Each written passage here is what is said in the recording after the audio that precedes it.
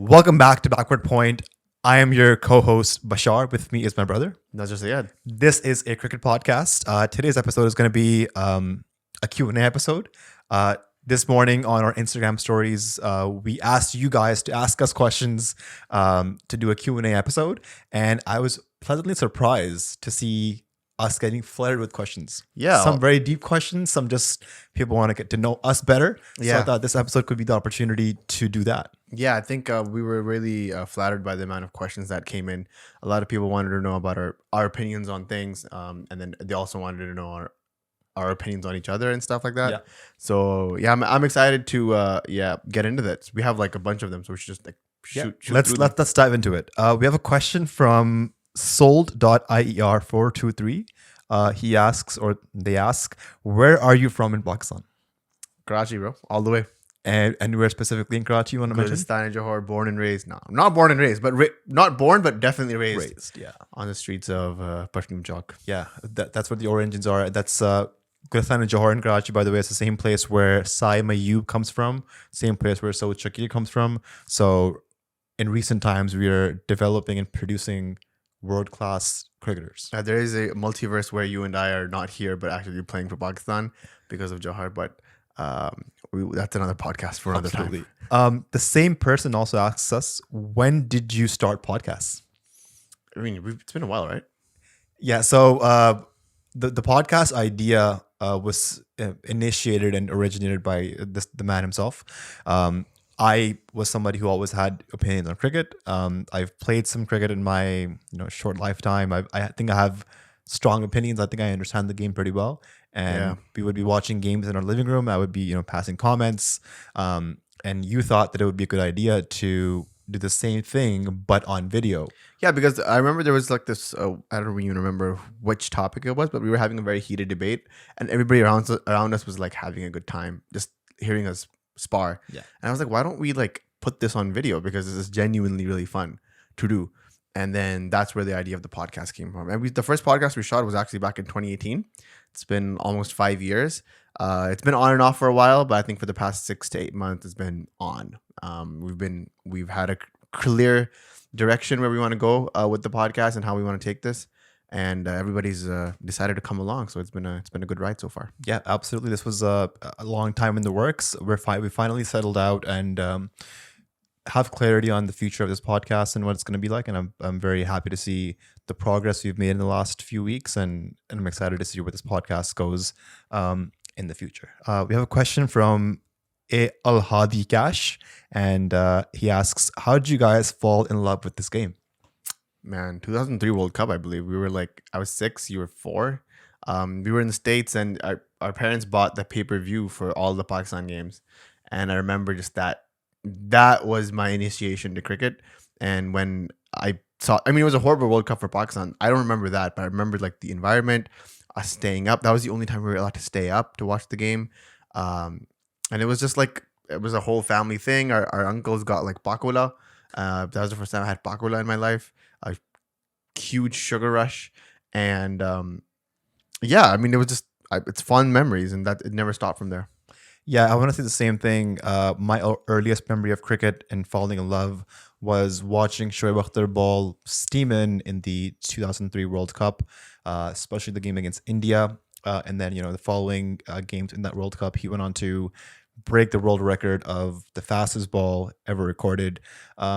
Over the past, few decades, we've seen many records being broken, the fastest 100, fastest 50, you name it. But the one record that still is intact is Shoaib Akhtar's fastest ball of all time, 161.3 kilometers an hour. There's so much advancement in technology and fitness and nutrition, but for some reason, we still haven't seen anybody, come close to breaking his record. I think Mitchell Starc was the last bowler who balled 160. Sean Tate was the bowler who balled 160. But yeah, Shoaib Akhtar's record is intact. Because of Shoaib Akhtar, I wanted to be a fast bowler myself. If you're watching us on video, there's a book behind me. Shoaib Akhtar's autobiography called Controversial Yours. Bought it with my ED money back in the day. I remember that. It's also signed, by the way. It's signed, but we met him in 2018, so that was like a dream come true, a manifestation moment. Yeah. And yeah, so because of Shahid Afridi, because of that 2003 for Pakistan cricket team. Was the sole reason why I fell in love with the game of cricket and why I still keep watching and playing this beautiful game. 100%, man. The next question I wanted to ask you, how do you know Irfan Junejo? Really? That's a question? That's a question. Irfan, From Aliuddin_23. Irfan and I are friends. We've been friends for a while. We met first time in the 2019 World Cup. Through cricket. Yeah. I was a big fan of his, and then we just connected. He was one of our first guests on our podcast, a different variation of this. And we just stayed in touch after that. And then once I went to Pakistan a few times, we connected, became good friends. He's a great person, an A+ human being. High praises for that man. Yeah, I couldn't agree more. There's a question from Cricket Pakistan 428, and he asks your favorite player in Pakistan team. I think he's asking for the current Pakistan team. I think I want to say my favorite player right now is obviously Babar Azam. Babar, yeah. Shaheen comes to a close second, but Babar, just because of the scarcity we've had in the past of having world-class batsmen. Honestly speaking, we're just not used to having somebody like Babar in the team. It almost feels surreal, a pinch me moment that we have a world-class batsman in Babar in our team, who's our captain, who's leading us.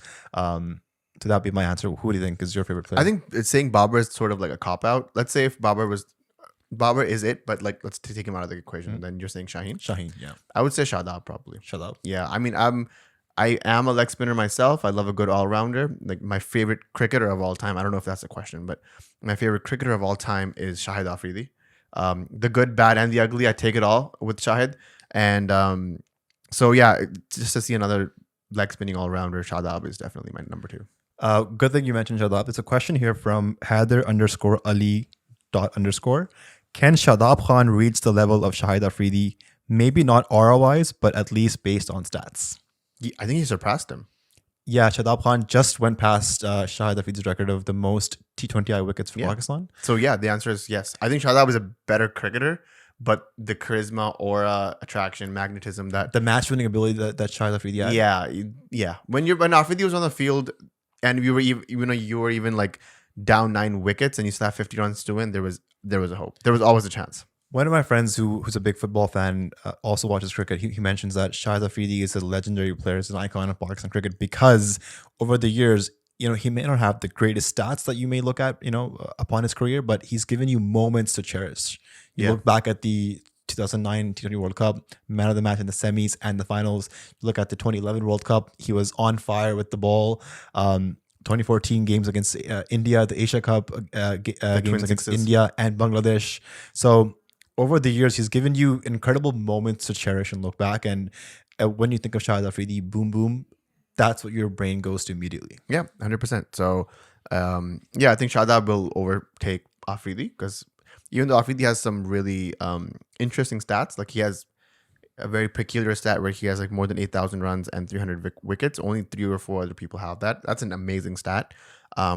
But I think Shadab will eventually surpass him. Yeah, I think stats-wise he will, but I think just stardom-wise, yeah. Maybe Shadab needs to work more on his match-winning ability, and that may come when he performs with his bat along with his ball. Yeah, we've seen that the potential that he has when he plays for Islamabad United as captain.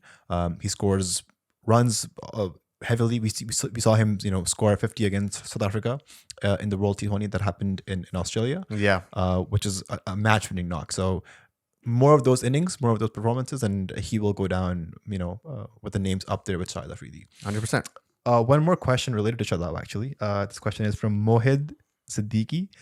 He asks, bringing Shadab as an all-rounder in tests can really benefit Pakistan, especially with his positive approach and fielding. What do you think? Shadab Khan in tests. Has he not played tests? He has played tests. We have tried him. He played against England and Ireland in the 2018 series. He got dropped, and then he came back on the team in 2020 when we went back to play England during the COVID tours. Shadab, his performances with the bat were average. Like he scored, I think, 350s in that series against England and Ireland in 2018, but he wasn't able to contribute evenly with the bat or ball. So it was sort of like he was left in the midst of neither being a top quality bowler or a top quality batsman. So I see. my opinion there is, I think in test matches, where yes, it might help to have an all-rounder, people typically go with specialist players. I agree. I think I'd rather go with Abrar. Abrar Ahmed, right? Abrar Ahmed, Yeah, I'd rather go with him. I think he's a bit more of a mystery spinner. I don't see Shadab in tests actually. His temperament's quite different. It's an Afridi type situation where Afridi was like, I don't. He got test captaincy and then he was like, I don't think I got this in the bottle. So yeah, I don't think Shadab should be in the tests. I think we're good with tests.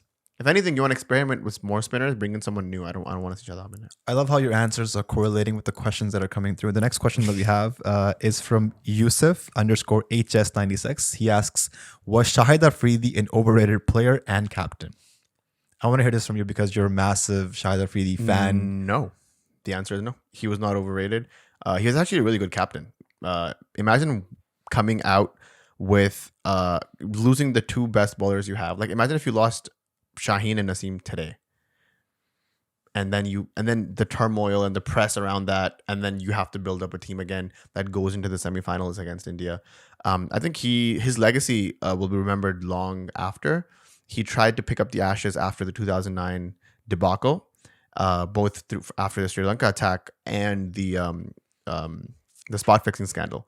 I think people don't credit that, but you needed a fierce captain and a strong-headed man like Shahid Afridi to lead the team from that turmoil to then give it over to Misbah and then so on and so forth. So I don't think he's an overrated captain. I don't even think he's that much of an overrated player. I mean, I sometimes now look back and look at his innings from the 2000s and the early 90s, and I'm like, there are potentials. There are moments there that could potentially lead to a star-studded career. I'm talking something like a Jacques Collis. He was the same thing that made him a good captain, made him a bad player, which was his strong-headedness. Like he would go onto the field and he would be he knew that he's a good hitter, so he would just do that. Yeah, he wouldn't play with the plan. And when he did play with the plan, we got the 2009 World Cup. Like the two innings he played, the semifinal and the final, were so calculated. I think he only had 2 6s and 2 4s in the final, actually. And he had scored a 50, a good like 35, 38 ball 50. So when he played with his head, he was unstoppable. But that was less to come out. Those instances are a lot less. Personally, I felt like Shahid Afridi was a very aggressive captain. You know, under his captaincy, we went to the 2010 World T20 semifinal, the game where Ajmal got hit for 24 by Michael Haseen at semis. Yeah. Maybe if that didn't happen, we might have won that World Cup as well, but by beating England. We really felt like we were the better team in that World Cup. And then, like you mentioned, post the spot fixing scandal, losing 2 of our best bowlers and one of our set openers in someone. But and the press, man, and the press, and all the the drama that came with it to lead Pakistan to beating Australia's World Cup streak of consecutive wins in 2011. We did that under Afridi's captaincy, to win 6 games out of 7 in the group stage, to make it to the semis. And for him as a player in that World Cup to have such an iconic performance, 21 wickets, I believe. Yeah. So I think in terms of that, he was an okay captain. But I think post 2011, he lost his captaincy for some reason. And then it felt like him and Misbah were just playing musical chairs to captain Pakistan. And that just never gave him a proper run to build a team that he may have wanted. Yeah, I would love to see like a reign like Babar had, like 3 or 4 years, don't touch the guy. From 2010 to 14, let's see what he can do. Exactly. And then 2016, when Afridi was last captain of the World T20, I don't think Pakistan performed that well. We didn't even make it past the group stage. But all in all, I think Afridi, I wouldn't say is overrated or underrated. I would think he is an average cricketer. If you look at his stats, I think he averages 1 wicket a match and then 23 runs at a strike rate of 110. Which is wild to me. How does he average 1 wicket a match when he's like taking 21 and 7? But then there's also games where he's not taking wickets, or he's taking like 1 wicket, or 2 wickets in a 5-game series. So not every day you score 50s. I don't know. Maybe I have like those nostalgic memories, but all I remember is Afridi taking wickets. I was like, these 10 overs, we're getting 3 down, and he's not getting scored more than 40. Near the end of his career, he got hit for a lot more.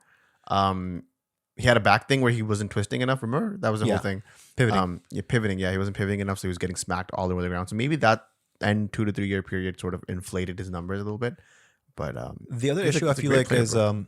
we never defined Afridi's role. Like, what are we expecting from him? Even not even he knew what he wanted to do? Like, was he an all rounder? Was he a bowling all rounder? Was he a batting all rounder? We were sometimes sending him as an opener, as a pinch hitter, and then when he wasn't doing good with the bat, he wasn't doing good with the ball because I was putting pressure on him. And so even when coaches came into to him, they were telling him to go against his natural game. I remember I'm talking about Javed Mirdad or Bob Woolmer, and they were like, Afridi, go in, take your time, play singles and doubles. But he's like, my strength is to attack, to play aggressive cricket. So you're actually telling me to go against my natural instinct. And by that, I'm not being able to perform to my full potential. Him and Saeed Denver opening was just a delight. Yeah, 15 overs, you could go for like 150, or you could be out for like 41 for 3. But that was just a gamble that Pakistan cricket took in the late 90s, early 2000s. Just a good time, man. One more question that I thought was pretty interesting is the question is from Arlene5, and she asks, which team's World Cup kit was your favorite, and what is your favorite Pakistan kit so far? It's the same answer for both, I think. For me, for both of those questions, it's the 2011 World Cup kit. Yeah, for Pakistan. Yeah, that's probably the best Pakistan kit. The 99 World Cup comes to a close second. I was just gonna say the 99 is a good runners up, but something about the 2011 World Cup kit, bro. That's crescent going across the chest. Yeah, that's probably. I wish Pakistan would do something like that again, as opposed to whatever the lightning, thunder, watermelon stuff is going on. Like the 2015 kit was atrocious. Do you think the quality of the kit or your liking to the kits has to do with the team's performance in the tournament? Like if Pakistan had gotten knocked out of the 99 World Cup in the group stage and 2011 World Cup in the group stage, would you still be like that those kits were good? Yeah. Or is it because you have good memories attached to both tournaments that you were saying? Those kits were fire. Like objectively, those kits were like really, really good. I think the 2003 World Cup kit is very nostalgic, just because there was a lot of media around that World Cup. We had this famous string song, Ayo Ayo Ayo Wow. You know the one I'm talking about? Hai Koi Hum Jaisa. We had that song. We had like a lot of Pepsi ads. Imran Khan was in one apparently. I remember Shoaib Akhtar was in them. Like, so that kit is iconic because of that. But yeah, 99 World Cup in 2011 was really good. You know what? A rare kit that I saw in one of the old Australia Pakistan matches. There was a blue Pakistan one, kit. The blue and green one. The blue and green one. That was a good one too. That I think was 96 or 7. It was Afridi was like a kid. Yeah, he was like a baby when he was playing that series. So that kid, I would love to see them bring that one back. That's a good one.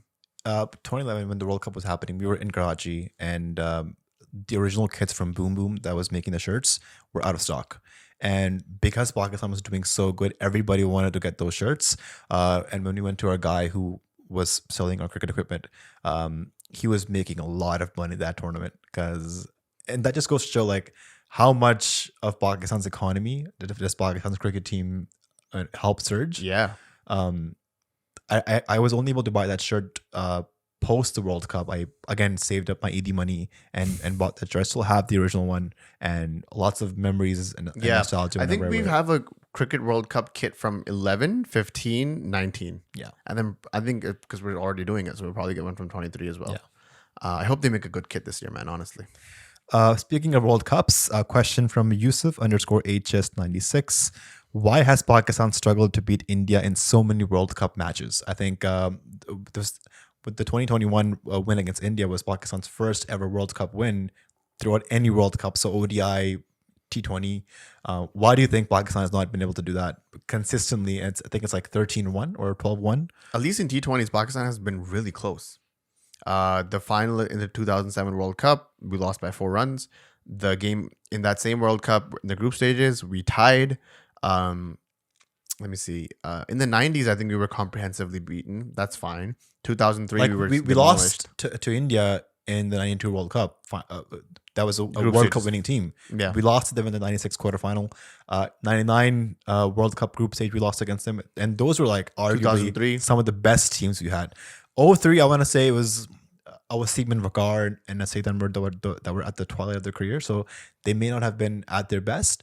But in the 90s, I would have still expected Pakistan to beat them. Because we demolished India in like bilateral series every day. They stopped playing in Sharjah because we beat them so many times in Sharjah. Our record is still better than India in overall Yeah, ODI matches. but it's just the World Cups. I don't know. I genuinely think it's a coincidence. I don't think it's any like curse or a hiccup or that people like really make it of a big deal. I just think it's genuinely a coincidence. India has been good on those days. I think if you ask me, it's a pressure thing. It's a mental barrier. When Pakistan is playing India in World Cups, they're playing India in World Cups, whereas India is just playing another team. And I think MS don't really help with changing that mindset and just to make sure the players are calm. I've heard interviews of Inzamam and other players that used to take sleeping pills the night before of an India and Pakistan World Cup match. So that's just the amount of pressure that there is. Everywhere you go in the hotels, on the streets, people you interact with, they want you to win, and that just puts added pressure. And right now, in these days, the modern era, because of social media, you're seeing so much more of those comments come in, and that just puts additional pressure on you. But like that was like so amazing about Babar and his run chasing in the 2021 World Cup. They were cool as a cucumber. They did not care. They were going on about their life, about their day. They chased that thing in 10 wickets with like about an over and a half to spare. And, that's just the class of those people. There's a few questions regarding this upcoming World Cup. It's a question from Maria.muz, and she says, Love the podcast. I am a huge cricket lover. Do we have what it takes to win the World Cup? And I want to just add this question along with question from Saad_Imran_27. And he also said, what are the strengths of Pakistan in World Cup 23? Is there any chance? I would say Pakistan are favorites. Would you not? I would say they're amongst, like, I see them making the semis. There has to be a huge upset or collapse where Pakistan does not make it to the semis, because for the first time in a long time, I think we've had a team that's locked in, like we were just discussing in the last episode. We have at least 8 to 9 players locked into the place in their places for the ODI World Cup. That just shows role definition. It shows consistency. It shows a team that has built experience over time, that has world-class players, that has world-class players in the making.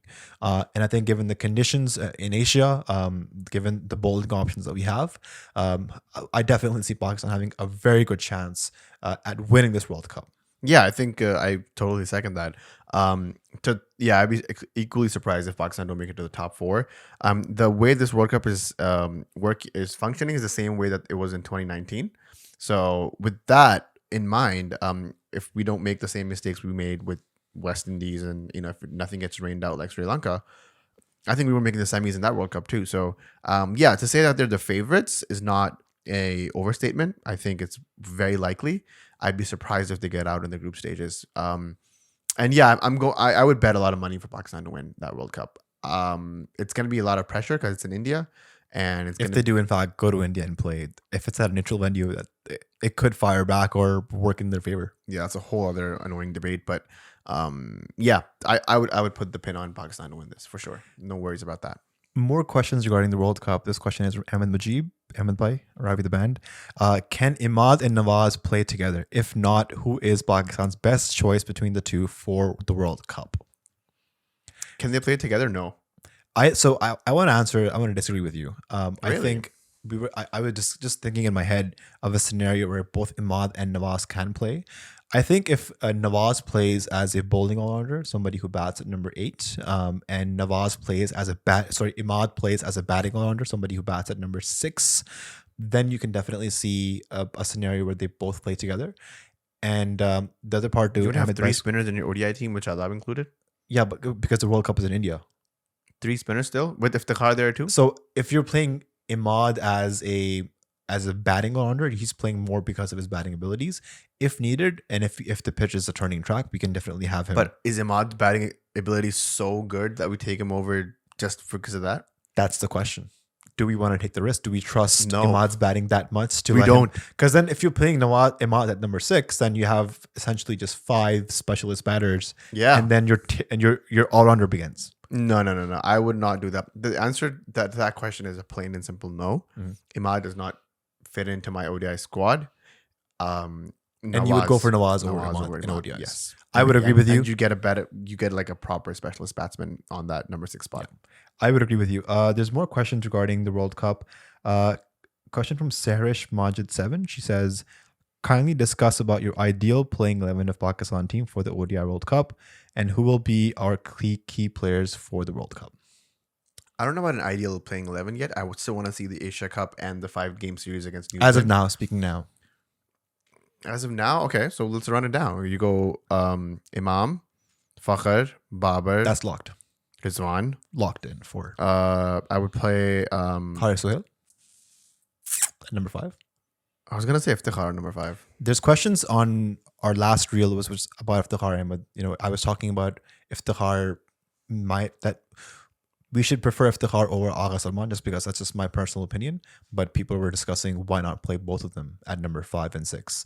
My response to that is if Haris Sohail is fit, if Haris Sohail is in form, we should pursue and persist with him at number 5 just because he adds another dimension to your batting order. He's a left-handed batsman who plays spin and pace both very well. He's had experiences of playing 2 World Cups, so he knows how to handle pressure in big matches. Having Agha Salman and Iftikhar at number 5 and 6, I don't know how confident I am in that. When was the last time Haris Sohail played on ODI? So he played the 3 ODIs against New Zealand that were in Jan, I believe. And that was his first playing an ODI for Pakistan after a very long time.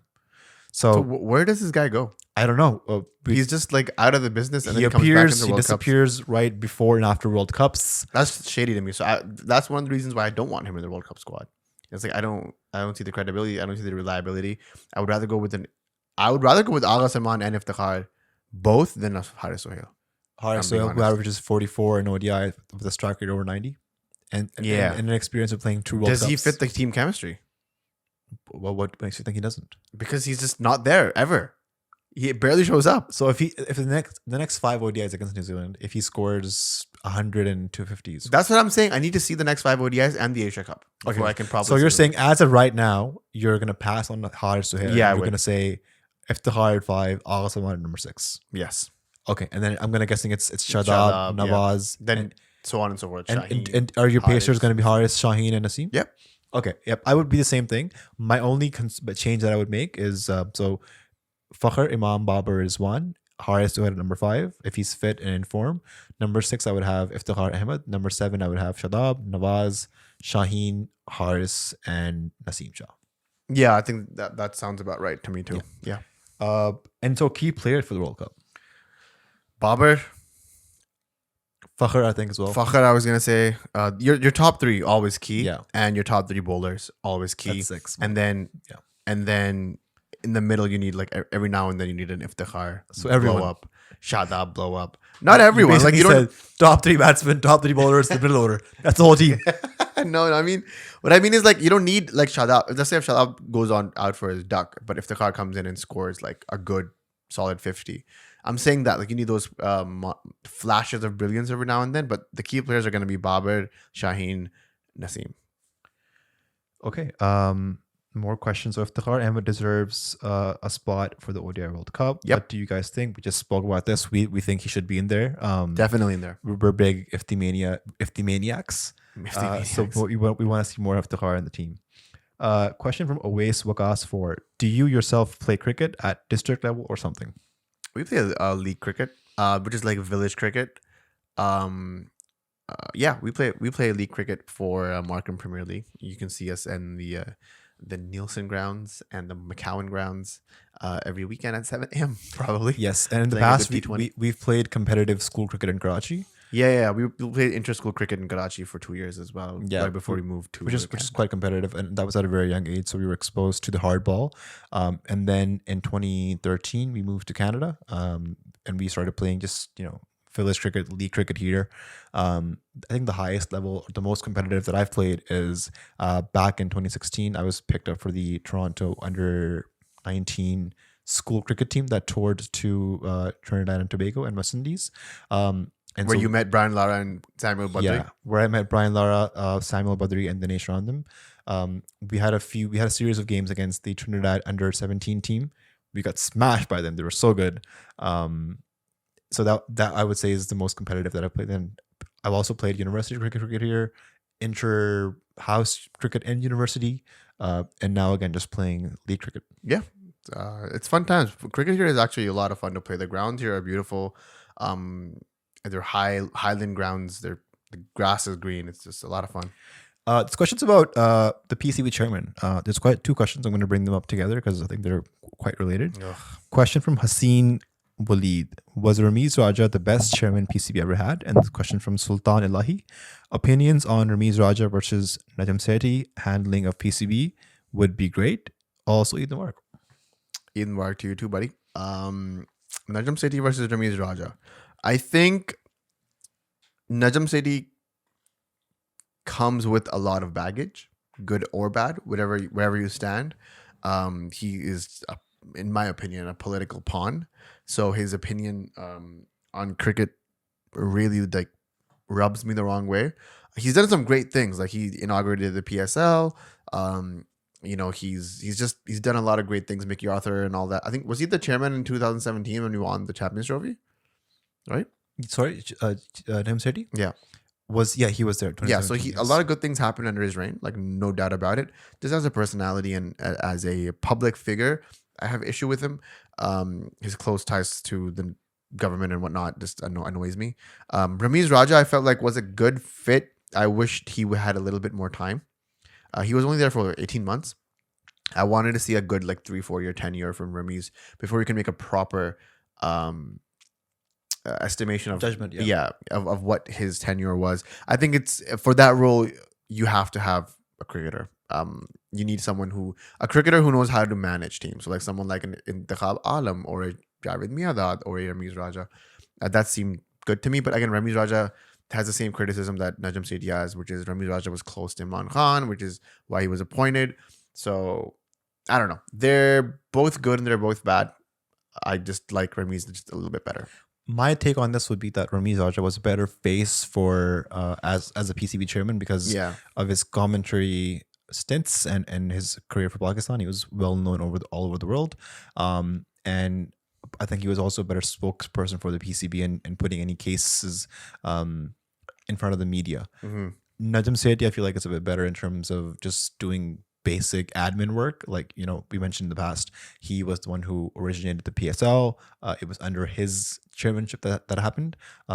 He also worked really hard for bringing international cricket back to Pakistan. Yeah. So credits where credits are due. Yeah. Against Ramiz Raja, didn't really get a proper run as chairman, so we weren't able to see many of his ideas come into fruition. Mm-hmm. Would have loved to see more of that, but I agree with you. There needs to be a cricketer for this job. It is cricketer that needs to be employed here. Just looking at our neighbors, we saw Saurav Ganguly be the president of the BCCI for a long time, and I feel like having such strong and big players definitely helps take the game a long way. Yeah, let's do a couple more. Question from _Owls360: Is the Babar versus Kohli debate even fair? Yeah, let me take the lead on this. I don't think it's fair. What? And the reason why I say this is that, firstly, Virat Kohli started playing cricket, I would say he debuted in 2008. So that's about 7 years before Babar Azam even played for Pakistan. So the centuries he scored in that era, someone might rate them highly, someone might rate them lower than his hundreds that followed. And that's mainly because you're comparing eras in that sense. That's also the reason why I don't think it's fair to compare Virat versus Sachin. Just because I think Sachin, in my opinion, might have faced better quality bowlers like Wasim Akram, Bakar Yunus, Malcolm Marshall, Michael Holding, Dale Steyn. And so because of that, I don't think it's fair to compare eras. And Babar and Virat now are in the same era, but previously were parts of different eras. The other reason why I say that is because the other reason why I say that it's not a fair comparison is because you've got to look at who Virat Kohli is batting with. India's top three used to be Shikhar Dhawan, Rohit Sharma, Virat Kohli. Previously, it used to be Sehwag, Sachin, Virat Kohli. So you've got to consider who Virat Kohli is batting with, his batting partners, the partnerships that he's having. Did Babar Azam have the same quality of batting partners in his tenure as a batsman for Pakistan? I don't think so. Oh, wow. That's a very interesting take. The last point, I never thought about it like that. I still think it's completely comparable because you make 7 years sound like 70. It's not like he played in the 80s and Babar is playing now. They were just 7 years apart. Um, so I don't think it's that much of a difference. It's more like the Kobe, LeBron James debate where played 96, LeBron James debuted in 2003. It's about the same 7 year mark, 6 year mark. Um, I think it's totally comparable. They're the same style of player. They play the same exact position. Um, they are the best in the world. They have been at one point, sometimes together, sometimes separately. One is following up walking through the steps that the other set through. So I genuinely think that it's definitely a comparable situation. I don't know why. I just think the debate gets really toxic, that's the problem I have with that. But apart from that, yeah, definitely, they're comparable. Right now, this is not a hot take, but Babar Azam is better. Right now, in this moment, in 2023 in April, Babar Azam is a better batsman. If you had to put money on who would score a century to save your life, it would not be Virat Kohli. It would probably be Babar Azam. Right now, right now in this moment. And this is to save your own life, personally. To save your own life, yeah, I'd put money on. I'd make Babar bat for my life, basically. So yeah, I think maybe when both of them retire, the comparison will always be there. Babar Azam will always have to live under the shadow of Virat Kohli's supremacy. I don't know about that. And I think if Babar gets more centuries than Virat, I don't think that's happening. But Virat has 75. He's 34 years old. He's probably going to get another 10 to 15 in the next 2 to 3 years if he continues to play. He might even get 100 hundreds. I don't see a scenario where Babar Azam gets to 100 centuries. He's at 29 right now. And he's 28 years old. He has 10 years to go. So if he scores 7 centuries every year, which is very rare, very rare. Like he has to have an extended purple patch for that to even happen. Yeah. I see what you mean. He doesn't have to score 100 centuries. I don't need him to score 100, but there is a possibility that he might if not surpass Virat, but get close to it. Well, if you look at records, right, especially in ODIs, Babar Azam is smashing all the ODI records. And these are for players like Hashim Mohammed, like Virat Kohli, like AB de Villiers, fastest to 2,000, 3,000, 4,000, 4,000 runs, fastest to 1000s, 1500s, 1700s in ODIs. So Babar is putting himself up there to be even in the same conversation. I feel like as a Pakistani is an honor. Yeah, I agree. Totally agree. There's two questions. Yeah, let's do a couple more. And I'll let you pick the last one out of these ones. There are these two. Which one do you want to talk about?